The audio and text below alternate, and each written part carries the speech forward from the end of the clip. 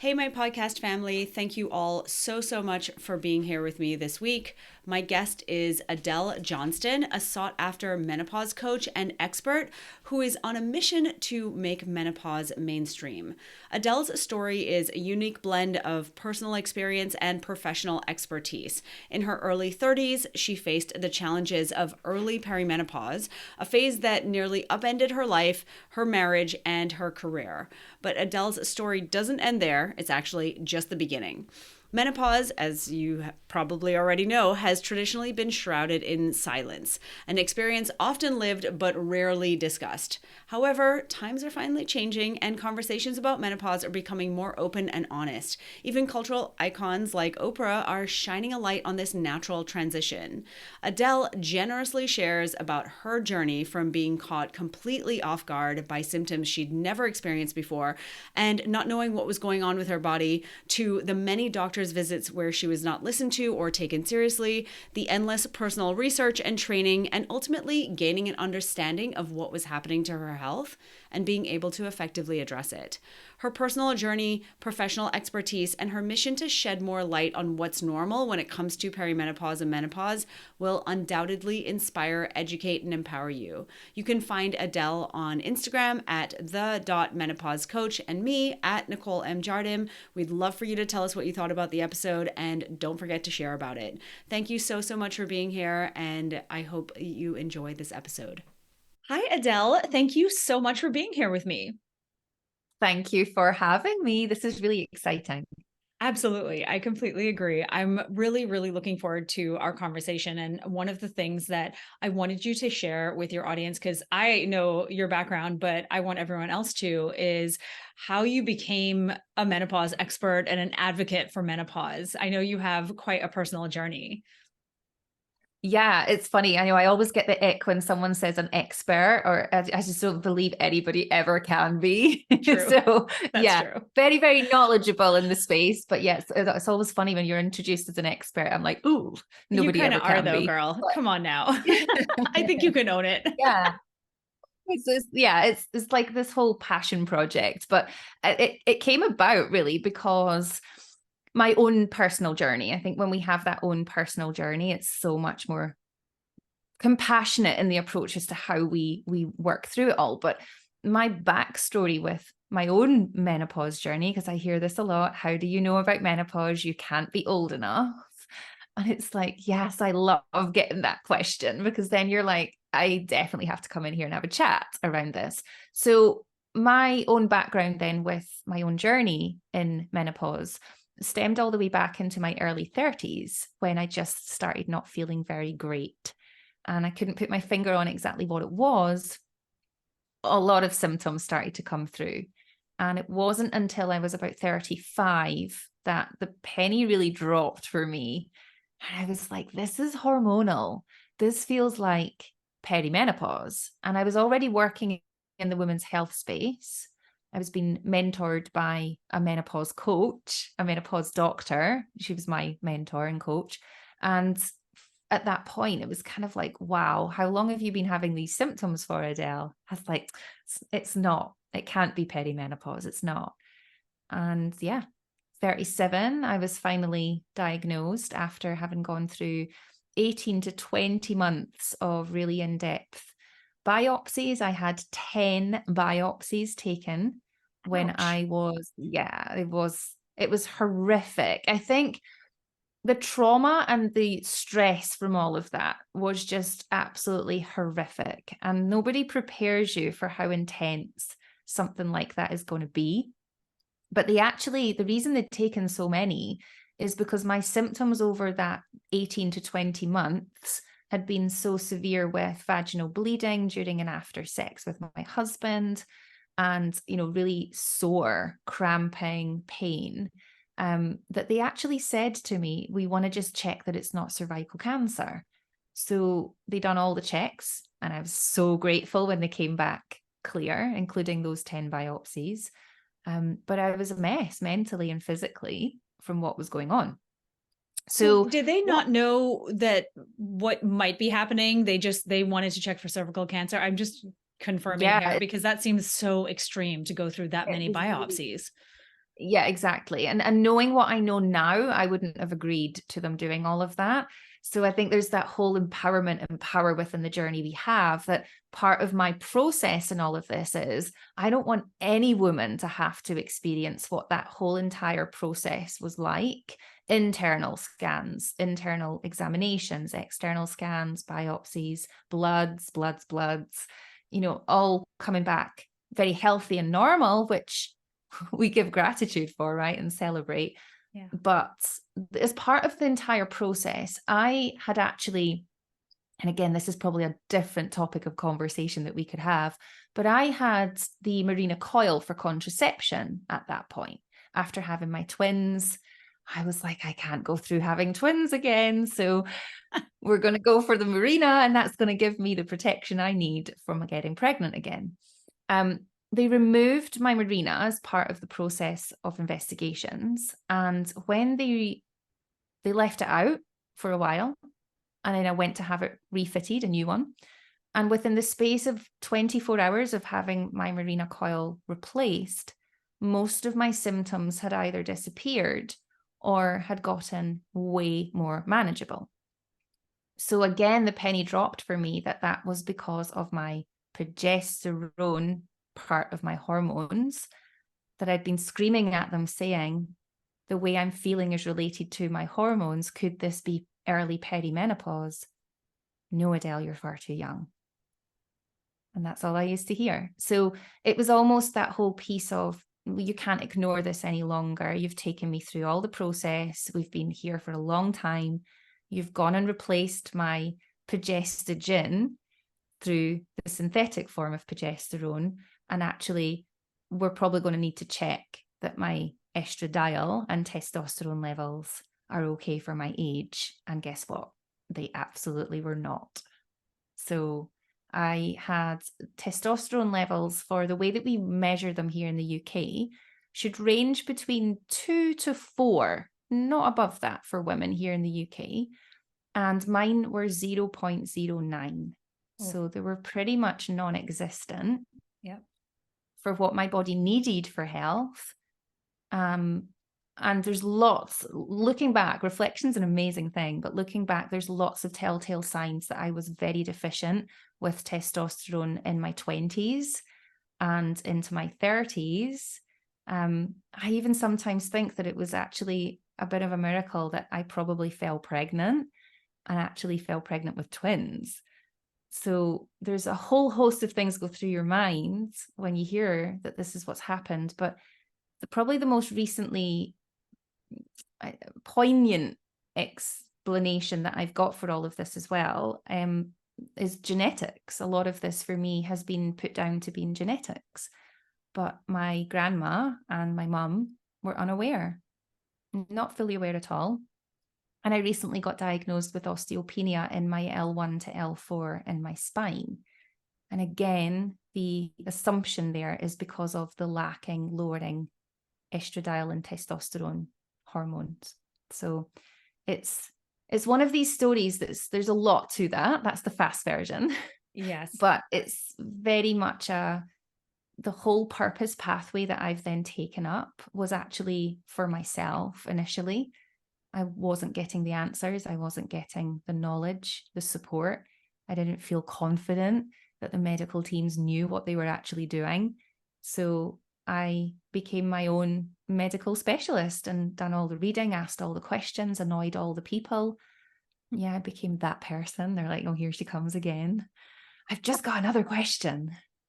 And I started to collate this library, curating so many different pieces of knowledge and information, that I started to then get other health coaches asking, I've got this client, can you help with this thing? I was like, oh, there's way more people need this help.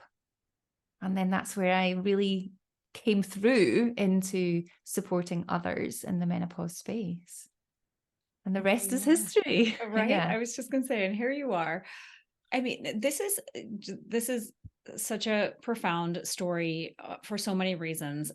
First of all, it's like we talk about on this podcast all the time, and anyone who's listening has heard it, that it really is so critically important on so many levels to advocate for yourself, to start to understand how your body is supposed to work, and to have that knowledge, because knowledge is power, and you've learned that so in so many ways. And what you said was really prolific, right? That you went through 10 biopsies, and had they not even tested your hormones at that point? That's astounding to me. Yeah, exactly. So the biopsies and everything were all taken prior. Right. Um, I don't know what it's like where you guys are, but in the UK, it's not standard blood tests to run Right. estradiol, to run our testosterone. They will run our FSH and LH as we'll run your female hormones. That's what they will run for us. So asking for estradiol or any particular hormone profiles is a little bit tricky sometimes. Yeah. I mean, Mhm. it's tricky here too, and we actually pay for it. So, I feel like it shouldn't be that challenging. I think that that's obviously another issue. And I think it's twofold. The first is that women again have not been taught how their bodies work. And so they go in and they want their hormones tested, but they don't totally know why they want their hormones tested. And doctors at this point are so frustrated with women asking for these hormone testing, because I know that they've probably heard about it on Instagram or on social media or something like that, or somewhere else. And so I think that there are multiple issues when it comes to hormone testing in general. So I do know a little bit about what's going on in the UK with regard to how they go about doing testing, and hair is, I feel, is almost equally as challenging.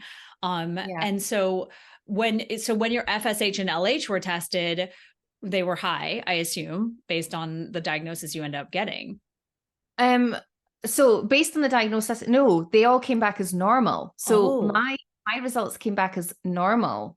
It was you're all fine, you're all well. So I ended up okay. going privately and Right. running bloods privately, and then having my menopause mentor review the blood results with me. This is how I Okay. learned how to review bloods and what we should do with them. Because again, and this is something that I very much advocate in the space of women's health as well, is that my normal to your normal may be entirely different, but we benchmark against this scale.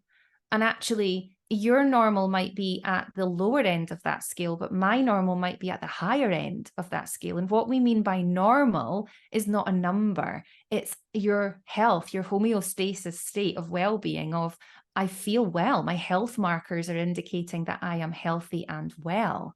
Right. I'm sleeping well. My mood is good. I'm having really active libido and sex drive. And all these things are good health markers. And not to forget the fact that actually our menstrual cycle is an indication. And I haven't had a menstrual cycle for decades, because prior to having my twins, I was of the generation, I turn 40 next week. So I was of the generation of girls that were non-educated, did not know the first thing about tracking my cycle, that I had to do that or that I should do that for health reasons. I loathed my cycle. So as soon as I got told that there was this combination pill called microgynon that I could go take and I could run it back to back and not have a period, I was like, I am so in. So that was me throughout my years, when I should have been allowing my body to have those natural releases of estradiol, of testosterone, and progesterone, and I didn't.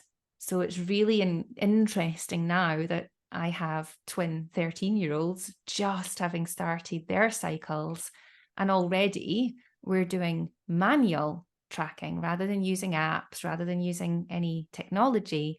I'm teaching them how to manually track. And I think That's that, incredible. yeah, and it's kind of like, I don't know, maybe I was meant to be one of the women that went through all of this. It's like part of my human design type as a mass manifesting generator that I need to experience, then I teach. So there's part of this. We could argue I had to go through all of this to be able to say, whoa, nobody else can go through this. Yeah, for sure. And so Mhm. when did you get the diagnosis? So when did your period stop completely? Like what happened after you went through all of this testing and everything that happened? Yeah. So we went through the tests, we got the blood results back, and There was a bit of a back and forth because the bloods had been run privately. We then got them sent over to my NHS GP. They didn't know how to read them. They said to me, I don't know what it means. I don't know how to help you any further. And I remember this really, really crucial point in the journey where I was sitting, waiting in the car at the school pickup when the GP rang me, and she said, Adele, I'm really sorry. I don't know what else to do. I'll always remember this conversation. I burst out crying because I just thought, well, I know what I want you to do. But she said, I can only prescribe you standard HRT. I can't prescribe you testosterone. Now, my Why is that testosterone not levels standard? were, yeah, exactly right. What? We have that hormone as well. We have three core. When we look at estrogen, progesterone, testosterone, they are female hormones as well. Yeah. And I think a lot of GPs, especially here in the UK, testosterone is not licensed for female replacement. So when we think of testosterone replacement therapy, it is licensed for male use. But when we come to female use, what happens, and I know this because, well, the line of work I'm in, but also because of the doctors that I have in my network as well, that whenever they go to prescribe, it will actually come up with that this is an off-license product. And what that means for a doctor in the UK to then go ahead and prescribe is that they have to take on the ownership of the risk, that this red writing, all warning signs of you cannot prescribe this to a female, basically. They can override it, but it's going against everything that they are taught. So I understand this is not all on the GP's shoulders. Mm. It's just not educated to them. It's not advised. And certainly it's so far outdated that we don't have any research. We literally just found out today that a request for, there's something like over 4,000 different studies that are active at the moment on hormones. And only 10 of those are being done on HRT. And only Seriously. 4 of those are being done on testosterone, but not for female consumption, not for female use, not for female transdermal application. And I think that this is the challenge, right? We're never going to change the back end system when we're not leading from research in the front line for females. So we're stuck. We're in this like old-fashioned time warp of female health, advocacy, empowerment. We're forgotten. Truly. It's there. It's there. They just have to push a button and say, computer says yes, I'll print you the prescription.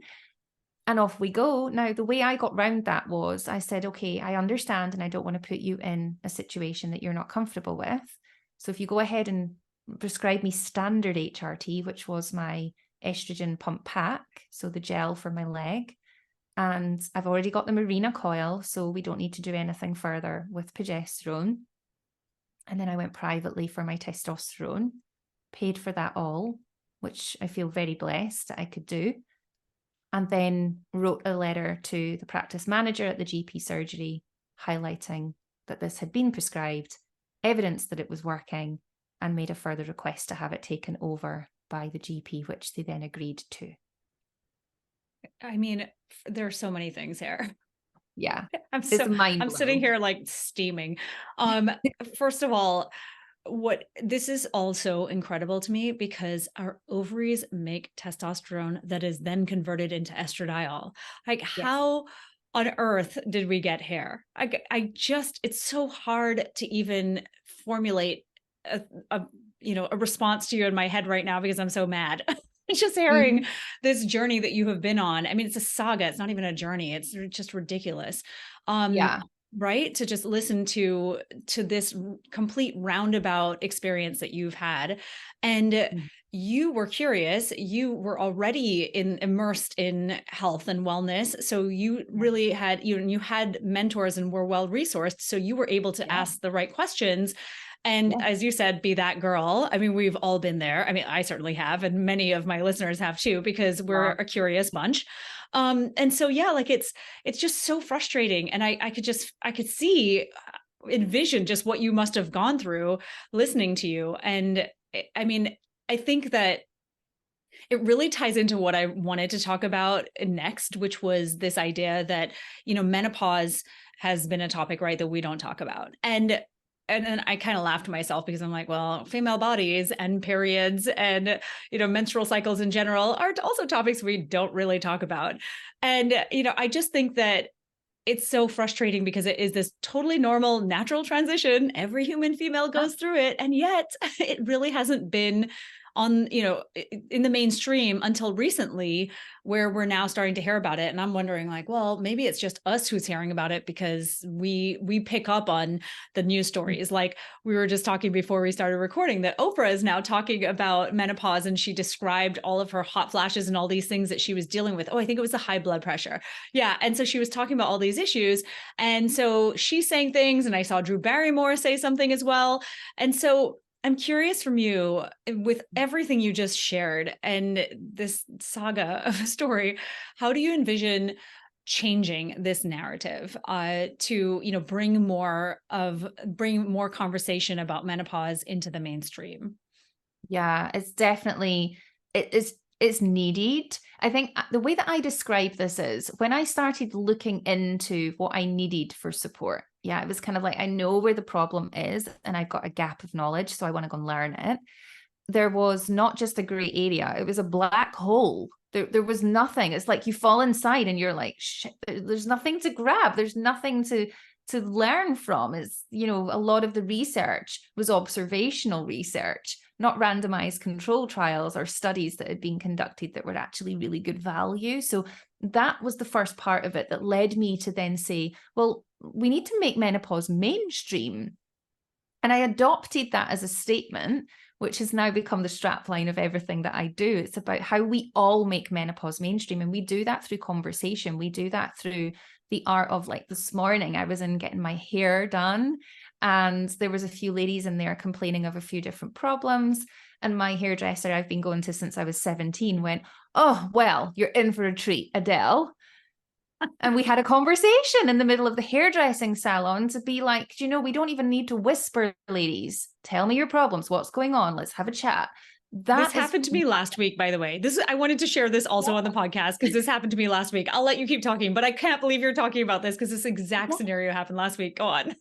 Yeah, and this is what it should be. And it actually starts with the art of the conversation of, oh my gosh, I've really been struggling with, or yeah, I've noticed that my hair is getting thin. This is where it stemmed from this lady.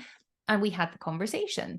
And what really struck me with it was, if I'm finding it difficult to really find a lot of information on this, then how is someone who isn't, and you touched on this really, really well, how is someone who isn't as connected as I am getting the answers? They don't have a private doctor on a WhatsApp that you can just quickly message and be like, hey, where can I find stuff on this? Or where can I get the answer to that? And for them to voicemail over and say, well, actually, this. So there was a whole big piece in that for me, that I had already been working with women.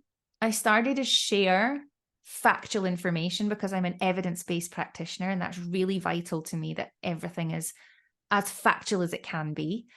And I then, like I said, curated this whole library of research of one of the skills that I've found I've got, and I was never the most intelligent person at school, so this was like a massive big yes moment, was being able to take really complex medical research and make it really understandable.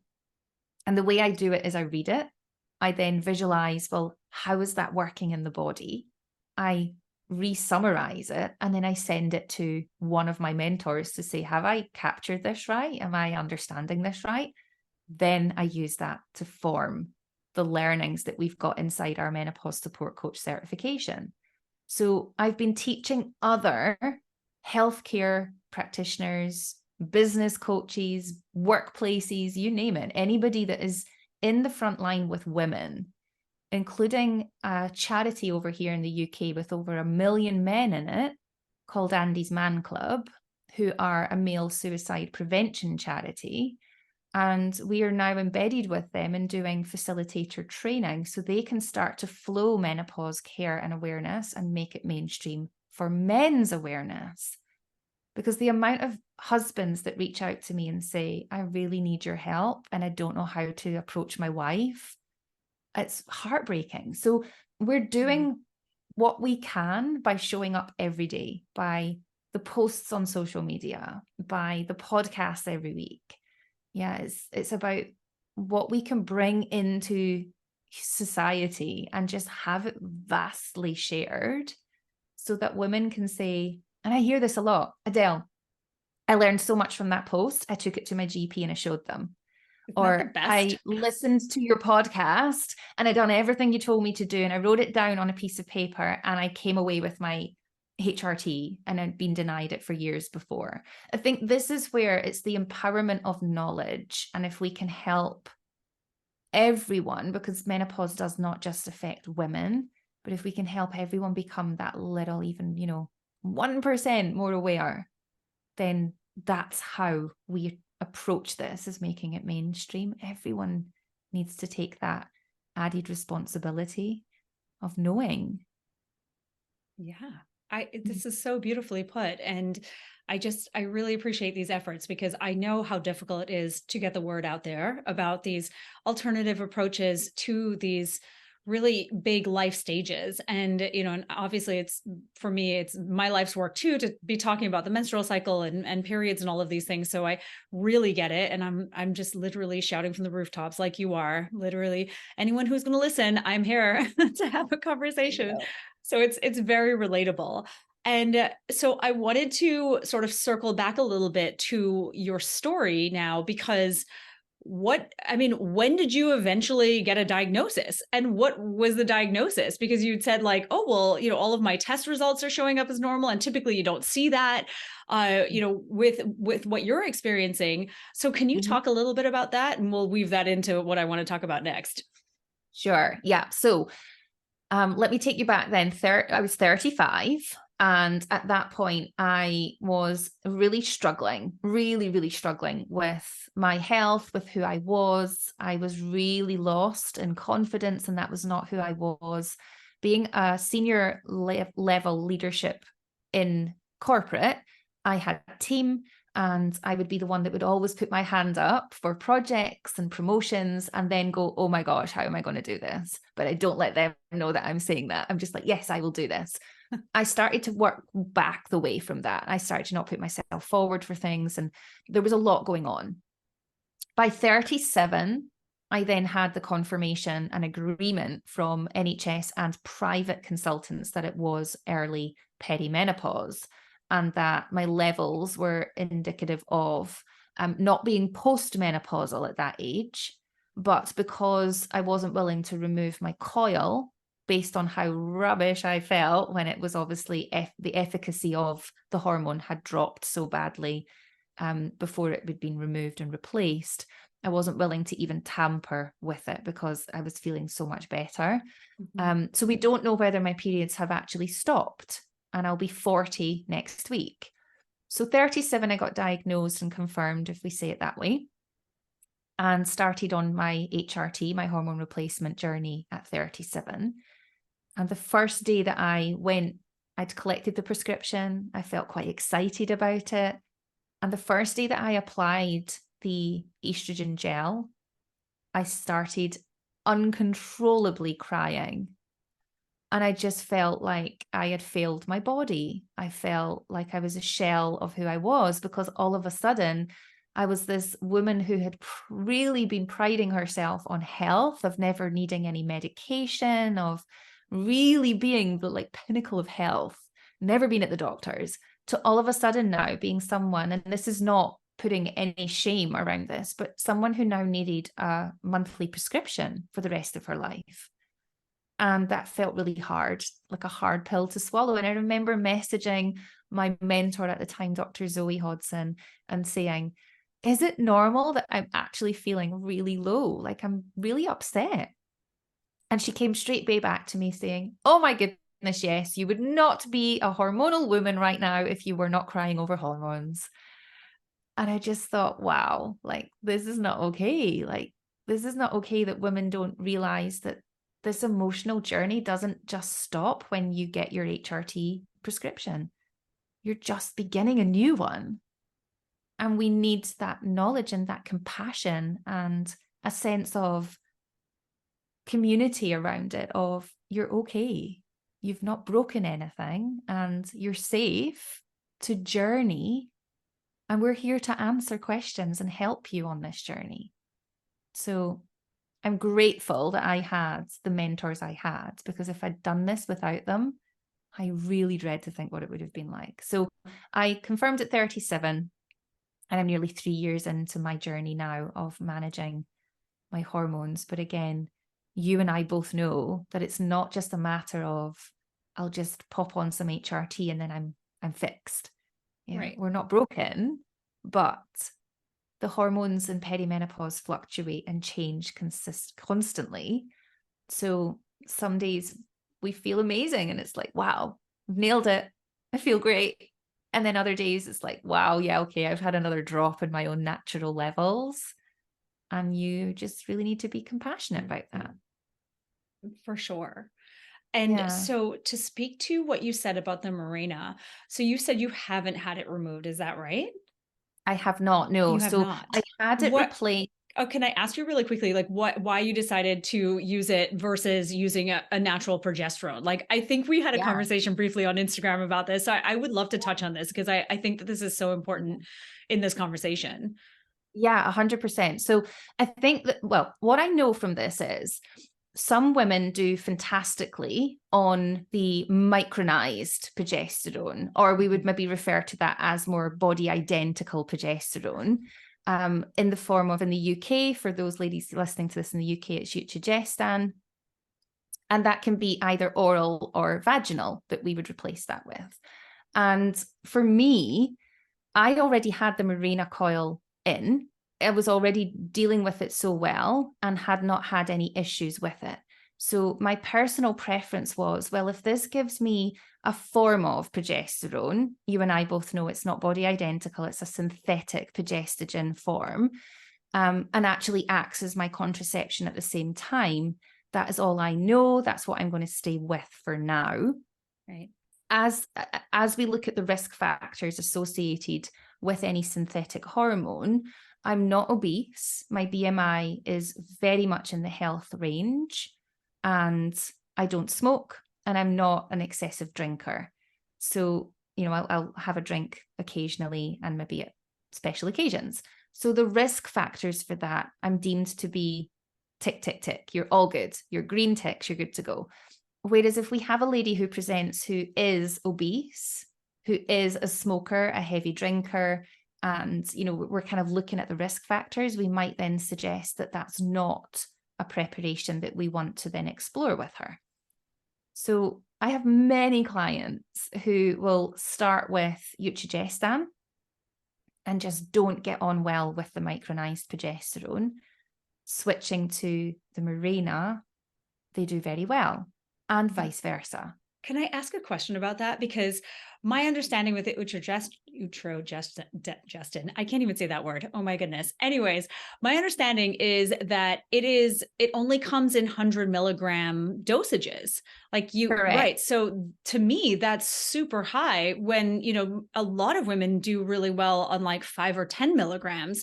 So to me, that's like a big, again, yet another hurdle for women in this, the effort to get hormone replacement therapy. Yeah. Exactly. Yeah. And I think as well, when we look at the way that the preparations are then delivered into the body, into the endocrine system through the blood barrier as well, if we're going transdermal, um, uh, for estrogen, but for progesterone, if we're talking about that, when we look at the different deliveries that we have here accessible in the UK, we have the combination patch, which would have our estrogen and our progesterone in one patch. Works for some women, is really awful for others because we can't then control the levels very Yeah. easily. And it's normally one of the starting blocks for a lot of GPs because it's easy for them to just say, well, we'll do this and see how you get on. With the Utrogestan, so the more micronized, body identical, Some women are great on it orally, and others need it vaginally. And the Right. symptoms of the progesterone intolerance that then can come out from it, or sensitivity because of the higher dose levels. We have some women here in the UK that go on 2 of the 100 tablets. So we may have them taking 2 of those in the evening time. And they really enjoy the more sedative kind of GABA style effect that releases for them. So they sleep better, they're more calmer, they feel more in state of flow. We don't get that from a Mirena coil. Right. Mm-hmm. I mean, I think that just like our natural hormones, this approach to hormone replacement is so individualized and Yeah. really needs to be approached in that way. And yet, of course, we've got these sort of across the board dosages that are really challenging. I mean, I agree in the UK, you guys are a lot stricter with hormones than we are in the US. You can Yeah. pretty much get anything through full script, which is, you know, the supplement dispensary that practitioners use typically. There are a few others, of course, and you can buy this stuff online on Amazon, I believe, in many cases, but you can buy progesterone, you can buy estradiol and estriol, I believe testosterone as well, DHEA, pregnenolone. I mean, you've got a wide range of options. You've got suppositories and the little dropper bottles with the creams and various other things. So I feel like it's, you know, it's a good thing and not a good thing, because people are taking hormones and then they're coming to me and they're like, I took this progesterone, but I feel terrible. I'm like, well, how much are you taking? And when are you taking it? And, you know, what are you even doing? And, you know, most of the Yeah. time we have no idea. So there's obviously a good thing. It's a good thing when there's some degree of regulation, but at the same time, like, it's so frustrating to hear, because you know that it really could be a lot better handled. I mean, there could be so many more options for women who are struggling. Oh, goodness. Yes, absolutely. And I think it's this whole piece of we come up against a lot of barriers, and this is something that my team and I really pride ourselves in being able to do, is we will bridge the gap between the NHS GP, sometimes private consultants and GPs, and doctors, where we will actually support our ladies, because if they are really severely unwell in their perimenopause or menopause journey, trying to even deal with medical professionals when you are feeling so lousy, and you know your functionality is just not what it wants to be for you, brain fog, concentration problems, focus issues, lethargy, all of these things, it's easier just to go, oh, I'm just going to leave it, I'm not going to bother. So we actually act as the support system in place of that, to say, this is what's happening, this is what's coming up, here's the body of evidence that shows that you are, you know, the one that needs to support with this and do the prescribing. We're going to continue to monitor the health markers every week with this lady. We just need you to act alongside us and support with the prescribing and the medication care. I actually have a prescribing doctor and prescribing pharmacist in my team, and it's our last resort. You know, I think that I really pride myself in keeping our ladies inside the NHS system as much as possible, so Right. that we don't need to pay for our hormones, and that we can actually have our hormones when we need them. I love this so much. I feel like you're so incredibly resourceful, and I'm just blown away by what you've created out of this journey that you've been on. And, you know, coming back to the hairdresser who was blow drying my Yeah. hair last week, and she's 53. And so she's Yeah. gone through, you know, sort of the traditional perimenopausal time of your 40s into your early 50s. And for the entirety of her 40s, her doctor just brushed her off. Her OBGYN, who she's had for decades, delivered her baby, all those things. And she Yeah. was like, you just have to deal with all the symptoms. And you Yeah. know, again, I find this enraging, because I feel like, what is even happening here? Is it that they didn't get the memo about the hormone replacement therapy that exists and how helpful Yeah. it can be, and that it is indeed safe? Because I know that there's been a lot of hangups for many, many doctors because of the whole safety profile, and or at least the misunderstanding of the safety from back in the day. And, so you're just echoing so much of what I'm saying here too, right? Because it's happening in the US as well, and really across the world. I have many friends in Canada who are also dealing with this, and they're working with practitioners who are like you, who are just trying to bridge the gap and figure out a way forward that is sustainable for everyone involved. So I'm curious what your thoughts are, because I just don't understand the doctors who are literally saying, like, you just have to suck it up and deal, because are they just like, do they not know what Oprah's talking about? I feel like Yeah. everyone Hello. should have heard about Oprah at this point. Yeah, exactly. I love that. I mean, there is so much to be said for shares across social media. As much as sometimes you and I, we've had this conversation as well, that we can look at things and be like, oh my Lord, they did not just say that. Like, Yes. this should not be allowed to be on there. But equally, there's that platform of open sharing, and we're able to get a lot of stuff out there. And I would say that the way that I adapt to all of this as well is to look at, what do we need to get out there? And that's probably where I spend a lot of my time in TikTok, just saying, here's 3 things you need to know, or here's 5 tips that you can use. And then using the Instagram place as a bit more of an education land zone, and having the podcast for those people that want to go really deep inside and learn more.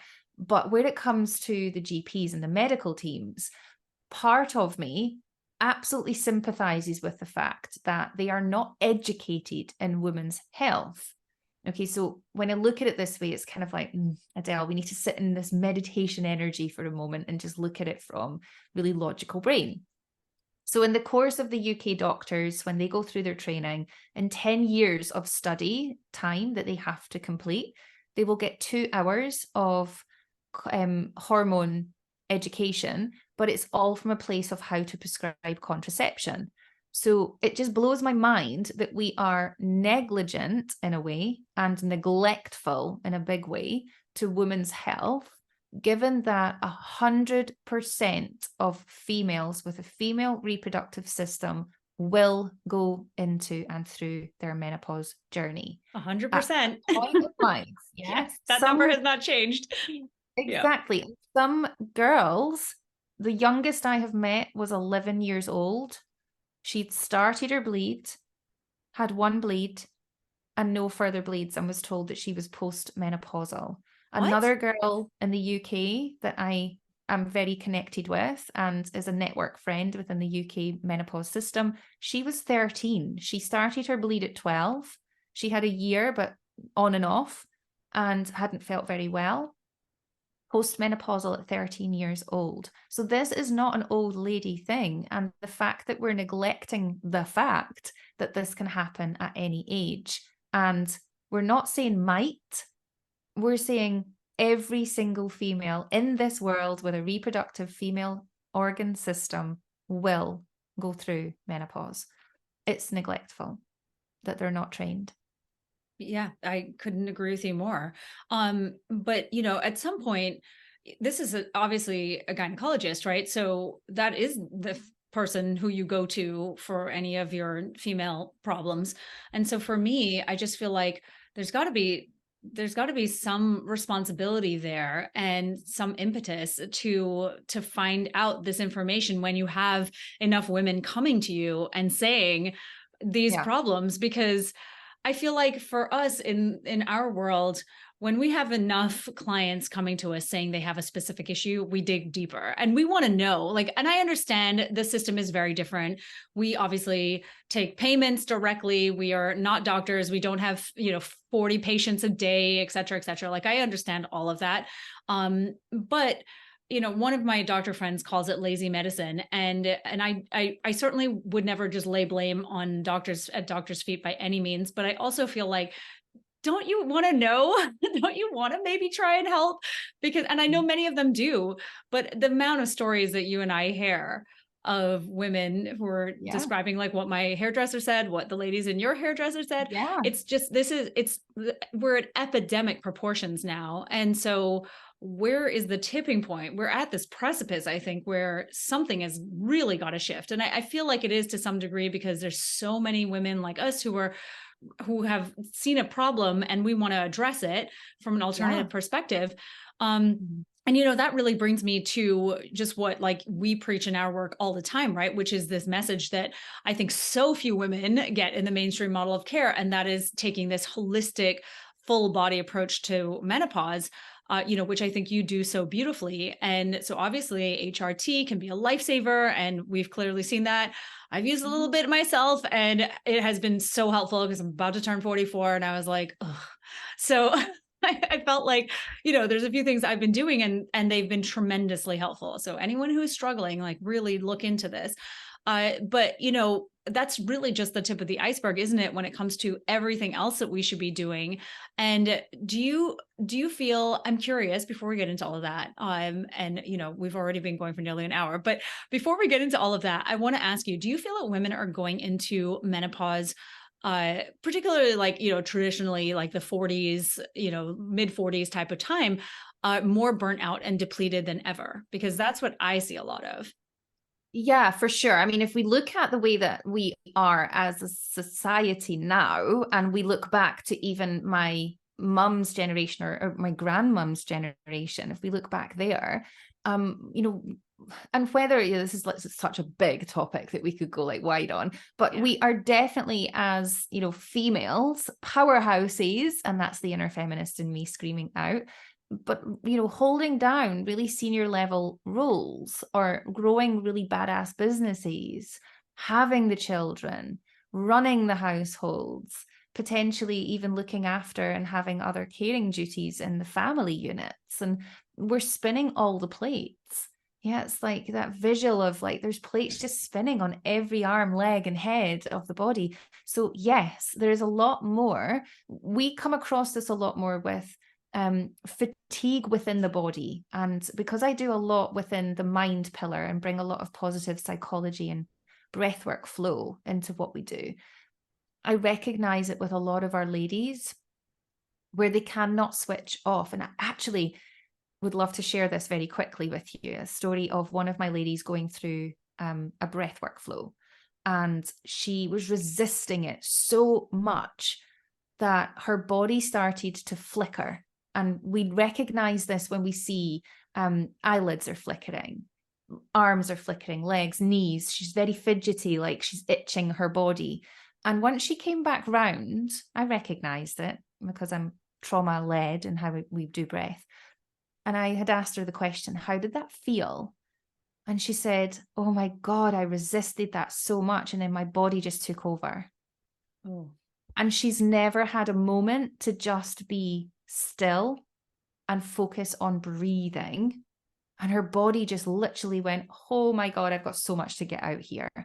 So when we're constantly in go mode, yeah, it's like the body's an emergency response all the time. We're not giving ourselves a moment. We call them self-cares moments, and they're non-negotiable every day, even if it's 5 moments to just take 5 breaths, filling the lungs and letting the oxygen fill the brain. We need it. If we don't, we actually age ourselves rapidly, quicker, faster than they would. And if we can take time to do these self-care slots, we can actually reverse cellular age. And we've done that with so many of our ladies who have been through cancer. One of our ladies got her final cancer sign off check, and they actually said to her, with the work you've done in the last 2 years, you've reduced and reversed cellular age damage by up to 10 years. Like, wow. that's insane. That's medical research that was carried out as part of what we've done on only one person, because she went through the cancer process and got signed off. But we can make changes by just learning how to breathe properly. It's truly so simple, isn't it? It really is. And yet I think we've come to this point where we overcomplicate our health so much at this point, and it doesn't really need to be that way. I think that the wellness world is to blame to some degree because everyone's got the diet or the protocol or, their plan, their 28-day, whatever, that's going to be the solution. And in many cases it is for a lot of people, but it isn't for a lot of people too. So I agree with that it really is like how just clear the decks literally is what a lot of us need to do. Okay, Adele, I feel like we have been talking about so many good, juicy things over the last, almost an hour now. And so we're going to do a part 2 where we're going to talk about all of the nutrition stuff, all of this holistic approach to menopause that you talk about. And we kind of just went into a little bit there. So I'm really looking forward to that. And I just want you to share with everyone where they can find you and your work. And then we'll obviously have part 2 in the next week. Amazing. Yes, I can't wait. Okay, so if you have resonated with anything here and you would like to connect or come and ask any questions, get some guidance and support, you can find me on Instagram at the.menopausecoach. And you can also listen to the podcast, The Menopause Coach, on all major platforms for podcast. Amazing. Thank you so much for your wisdom and sharing so vulnerably. I mean, like I said before, your story is so profound and really touching. And I think that so many women listening will relate to it. So thank you. Oh, you're so welcome. Thank you for having me. It's been Absolutely. a pleasure. That's a wrap. Be sure to click that subscribe button to join me for more Girl Talk Gone Menstrual in upcoming episodes. But in the meantime, check out my latest Period Party episode. And if you're looking for a deeper dive into your hormones, go ahead and take my period quiz at nicolejardim.com/quiz.